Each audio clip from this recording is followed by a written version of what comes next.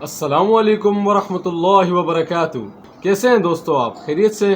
کیا آپ مجھے جانتے ہیں؟ اگر نہیں جانتے تو جان جائیں گے۔ میرا نام ہے محمد سعد شیراز۔ کیا آپ جانتے ہیں ایک ایسا ولی جس کی ایک روٹی 700 سال سے ختم نہیں ہوئی، جس کے نام کا مطلب ہی ہے چینی کا خزانہ، یعنی گنجے شکر؟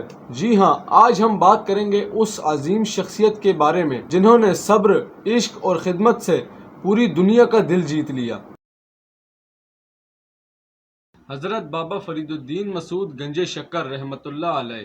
میں آپ کو ان کی زندگی کے 3 ایسے واقعے سناؤں گا جو آپ کی سوچ بدل دیں گے۔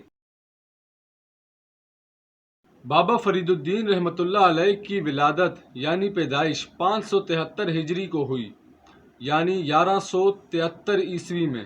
آپ کی پیدائش ملتان سے 45 کلومیٹر کی دوری پر شہر لودھرا کے اندر ایک کوٹھلا نامی گاؤں میں پیدا ہوئے۔ آپ کا اصل نام مسعود تھا اور آپ کے والد محترم کا نام خواجہ جمال الدین سلیمان تھا۔ آپ کا نسب حضرت عمر فاروق رضی اللہ تعالی عنہ سے جا ملتا ہے، اسی لیے آپ کو فاروقی بھی کہتے ہیں۔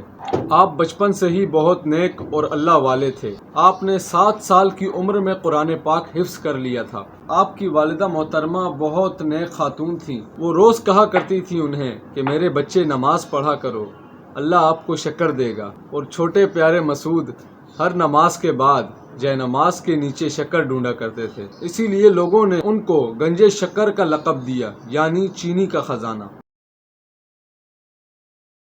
جوان ہوئے تو علم حاصل کرنے کے لیے سفر شروع کیا۔ پہلے ملتان، پھر دہلی، پھر بغداد میں آپ کی ملاقات سلطان الاولیاء حضرت خواجہ قطب الدین بختیار کاکی رحمۃ اللہ علیہ سے۔ آپ نے ان کے ہاتھ پر بیعت کی اور سلسلہ چشتیہ کی تعلیم لی۔ حضرت قطب الدین رحمۃ اللہ علیہ نے فرمایا، فرید، تم ہندوستان میں جاؤ اور وہاں جا کر اللہ کا پیغام پھیلاؤ، اور آپ نے وہی کیا۔ حضرت بابا فرید الدین گنجے شکر رحمۃ اللہ علیہ ریاضت کے لیے جنگل میں تشریف لے آئے اور 40 دن کا چلہ کیا۔ انہوں نے اپنے ساتھ ایک روٹی اور تھوڑا سا پانی لیا۔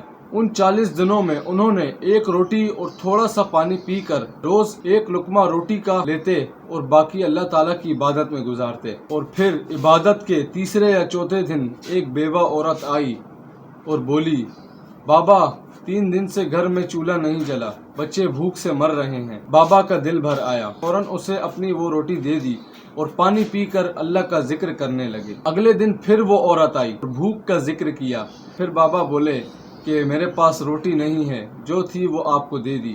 پھر انہیں یاد آیا کہ ابھی بھی روٹی بچی ہے، انہوں نے وہ روٹی بھی دے دی۔ اسی طرح 40 دن تک روٹی دیتے رہے، اور 40ویں دن چلے کے جب چلہ ختم ہوا تو بابا نے دیکھا روٹی ویسی کی ویسی وہیں پڑی تھی۔ یہ تھا اللہ تعالیٰ کا معجزہ، یہ تھا صبر، یقین اور خدمت خلق کا انعام۔ اس دن کے بعد لوگوں نے کہا، فرید کے صبر نے تو پتھر سے بھی پانی نکال دیا۔ اس واقعے سے ہمیں یہ سبق ملتا ہے کہ جب تم اللہ تعالیٰ کی راہ میں اپنا سب کچھ دے دو گے، اللہ تعالیٰ سب کچھ سنبھال لے گا۔ استاد کے حکم پر آپ پاک پتن آ گئے اور اسی کو اپنا مرکز بنایا۔ یہاں آ کر آپ نے ایک کچے گھر میں زندگی گزاری۔ نہ ہی محل تھا، نہ ہی تخت، صرف کچی مٹی اور اللہ تعالیٰ کی یاد تھی۔ دن بھر آپ لوگوں کو تعلیم دیتے تھے، لوگوں کے جھگڑے سلجھاتے تھے، غریبوں کی مدد کرتے تھے، اور رات اللہ تعالیٰ کی عبادت میں اور ذکر میں گزارتے تھے۔ ایک دن پاک پتن کے قریب ایک بادشاہ کا سپاہی ایک غریب کسان کی فصل کاٹ کر لے گیا۔ غریب کسان روتا ہوا بابا فرید رحمۃ اللہ کے دربار میں تشریف لایا، ان کی خدمت میں حاضر ہوا اور کہا، بابا میرے چھوٹے چھوٹے بچے ہیں، بھوکے ہیں، ایک سپاہی میری ساری گندم لے گیا۔ کہا دربار گیا تو کوئی سنتا ہی نہیں، سب کہتے ہیں بادشاہ کا آدمی ہے۔ بابا فرید نے جب یہ سنا تو غصے سے اٹھ کھڑے ہوئے اور سیدھا دربار اور سیدھا بادشاہ کے دربار میں تشریف لے گئے۔ دربار میں سب خاموش ہو گئے۔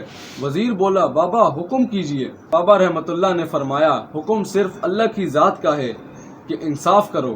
بادشاہ بولا، بابا سپاہی ہے، غلطی ہو گئی، معاف کر دیجئے۔ فرمایا، اگر طاقتور انسان غلطی کرے اور اسے معاف کر دیا جائے تو غریب کہاں جائے؟ انصاف امیر ہو یا غریب، سب کے لیے ایک ہے۔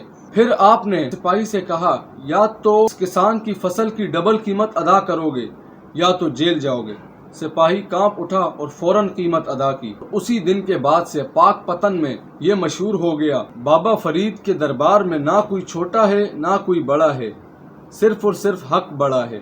اس واقعے سے ہمیں یہ سبق حاصل ہوتا ہے، انصاف کرنے والا شخص اللہ تعالیٰ کے نزدیک سب سے زیادہ محبوب ہے۔ اگر آپ کسی کی طاقت دیکھ کر فیصلہ کرتے ہیں تو یہ ظلم ہے، انصاف نہیں۔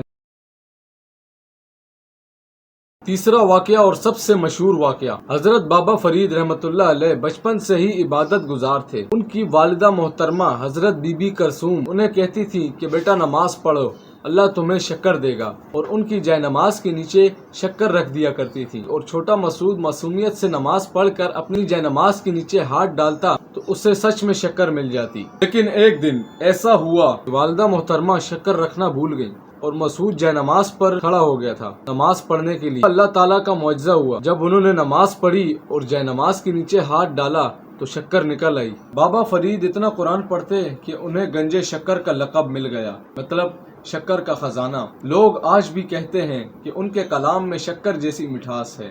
اس واقعے سے ہمیں یہ سبق حاصل ہوتا ہے کہ والدین کی تربیت اور چھوٹی چھوٹی حوصلہ افزائی انسان کو ولی بنا دیتی ہیں۔ بابا فرید رحمۃ اللہ علیہ السلام بہت بڑے شاعر بھی تھے۔ انہوں نے پنجابی اور فارسی میں بہت سے کلام لکھے۔ ان کے کلام میں صبر اور عشق کی باتیں ہیں جو دلوں کو چھو لیتی ہیں۔ گرو نانک صاحب نے بھی آپ کے 112 شعر اپنی کتاب میں لکھے ہیں، جن میں سے 2 اشعار یہ ہیں کہ فریداں جو تینوں مار مکے اس نو نہ ماری غم، مطلب جو تجھے مکہ مارے اسے غصہ نہ کر۔ سبق کیا ہے؟ برائی کے بدلے برائی نہیں دو، صبر سے بھلائی سے کام لو۔ دوسرا شعر یہ تھا کہ فریداں روٹی میری کل دی پانی دیوار، کہ روٹی میری کل کی پانی آج کا۔ سبق کیا ہے؟ کہ دنیا پر بھروسہ نہ کرو، صرف اور صرف اللہ کی ذات پر بھروسہ کرو۔ بابا فرید رحمۃ اللہ علیہ کا وصال یعنی ان کی وفات 5 محرم 664 ہجری میں ہوئی، یعنی 1265 عیسوی میں۔ اس وقت ان کی عمر 93 سال تھی۔ آپ کا مزار پاک پتن پنجاب پاکستان میں ہے۔ پاکستان کا سب سے پرانا دربار ہے اور یہاں لاکھوں لوگ آتے ہیں، اور آج بھی لوگ کہتے ہیں جو سچے دل سے مانگے اس کی مراد پوری ہوتی ہے۔ بابا فرید رحمۃ اللہ علیہ کی زندگی سے ہم یہ سیکھتے ہیں، اندھیری رات کے بعد صبح روشن صبح ضرور آتی ہے، یعنی صبر کرنا، خدمت کرنا انسان کی سب سے بڑی عبادت ہے، یعنی خدمت خلق۔ تیسری، ہر حال میں خوش رہنا، جو ہے اس میں خوش رہنا، اللہ تعالیٰ کا شکر ادا کرنا۔ دوستو، اگر ہم یہ 3 باتیں اپنا لیں تو ہماری زندگی حسین اور آسان ہو جائے گی۔ یہ تھی حضرت بابا فرید گنجے شکر رحمۃ اللہ علیہ کی چھوٹی سی زندگی۔ اگر آپ ان سے محبت کرتے ہیں تو کامنٹ میں یا گنجے شکر ضرور لکھیے گا، اور اگر ویڈیو پسند آئی تو اسے لائک شیئر سبسکرائب ضرور کیجیے گا۔ انشاءاللہ ملیں گے نیکسٹ ویڈیو کے ساتھ۔ اپنا بہت خیال رکھیں۔ اللہ حافظ، فی امان اللہ۔